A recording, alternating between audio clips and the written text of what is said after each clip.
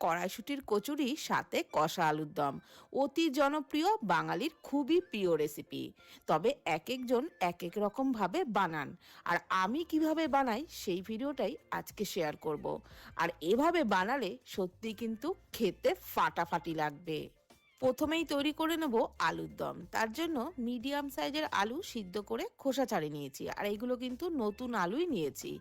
এখন একটা মশলা বানিয়ে নেব। তার জন্য মিক্সির জারেতে একটা বড় সাইজের পেঁয়াজ কুচি নিলাম, 1 ইঞ্চ আদা কুচি, 5-6 কোয়া রসুন নিলাম, দিয়ে দিলাম 4টে কাঁচা লঙ্কা। এগুলোকে কিন্তু জল ছাড়া একেবারে মিহি পেস্ট তৈরি করিনি, একটু দানা দানা রেখে পেস্টটা তৈরি করেছি, তাহলে খেতে খুবই ভালো লাগবে। এখন কড়াইয়ে অবশ্যই সর্ষের তেলেই কিন্তু রান্নাটা করতে হবে। সর্ষের তেল ভালো করে গরম করে নেওয়ার পর সিদ্ধ করে রাখা আলুগুলো দিয়ে একটু নাড়াচাড়া করে নিলাম। তারপর দিয়ে দিলাম পরিমাণ মতো লবণ আর 1/2 চামচ মতো হলুদ গুঁড়ো। হলুদ আর লবণ দিয়ে আলু বেশ লালচে করে ভেজে নেব। এই আলু একটু লালচে করে ভেজে নিলে আলুর দমের টেস্টটা কিন্তু দারুণ লাগবে।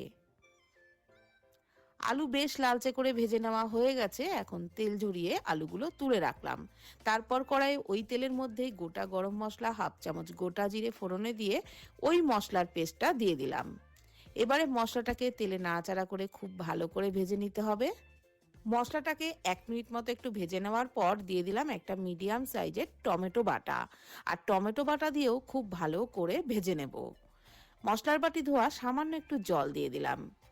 তারপর কিছু গুঁড়ো মশলা অ্যাড করব, সেই কারণে একটু জল অবশ্যই দিতে হবে। দিয়ে দিচ্ছি 1/2 চামচ করে জিরে গুঁড়ো, ধনে গুঁড়ো, পরিমাণ মতো লবণ, হলুদ গুঁড়ো, আর 1/2 চামচ মতো দিয়ে দিলাম কাশ্মীরি লঙ্কার গুঁড়ো, কালারের জন্য দিলাম। আর দিয়ে দিলাম সামান্য একটু টেস্টের ব্যালেন্সের জন্য চিনি। আপনারা চাইলে চিনিটা কিন্তু স্কিপ করেও যেতে পারেন, তবে একটু চিনি দিলে টেস্টের ব্যালেন্স হয়, খেতেও দারুণ লাগে। সামান্য জল দিয়ে মশলা ভালোভাবে কষিয়ে নিলাম। বেশ কিছুক্ষণ কষিয়ে নেওয়ার পর দিয়ে দিলাম বেশ কয়েকটা মটরশুঁটি। আবারও একটু কষিয়ে নিয়ে ভেজে রাখা আলুগুলো দিয়েও খুব ভালো করে কষিয়ে নিয়ে পরিমাণ মতো এখানে গরম জল দিয়েছি, সেটা কোনো কারণে স্কিপ হয়ে গেছে, সরি তার জন্য। এবারে আলুর দমটা ফুটে উঠতে উঠতে এদিকে কিন্তু ময়দাটাও মেখে নিয়েছিলাম। ময়দার মধ্যে অল্প লবণ আর পরিমাণ মতো, মানে 2 টেবিল চামচ মতো আমি 1 বাটি ময়দাতে সাদা তেল মিশিয়েছিলাম। তারপরে অল্প অল্প জল দিয়ে যেরকম ভাবে আমরা লুচি পরোটার জন্য ডো মাখি, ঠিক সেরকম ভাবেই মেখে রেখেছিলাম। এদিকে আলুর দমও কিন্তু ভালোভাবে ফুটে উঠেছে, আর আলুগুলো ভালোভাবে সিদ্ধ হয়ে গেছে। এই সময় আমি একটু ধনেপাতা কুচি আর 1/2 চামচ মতো গরম মশলার গুঁড়ো দিয়ে নাড়াচাড়া করে আলুর দমটাকে নামিয়ে নিয়েছিলাম। আর এরকম গা মাখো করেই আলুর দমটাকে নামিয়েছিলাম, তাহলে কিন্তু কচুরি দিয়ে খেতে দুর্দান্ত লাগবে এই রকম গা মাখো ঝোল নামালে। এদিকে কচুরির জন্য বেশ কয়েকটা মটরশুঁটি নিয়েছি, প্রায় 1 বাটি মতো। মটরশুঁটিগুলোকে একটা মিক্সির জারেতে নিয়ে ওর মধ্যে 1/2 ইঞ্চ আদা কুচি আর 2টো কাঁচা লঙ্কা, পরিমাণ মতো লবণ, 1/2 চামচ চিনি, আর দিয়ে দিলাম 1/2 চামচ জিরে গুঁড়ো, দিয়ে দিলাম অল্প জল।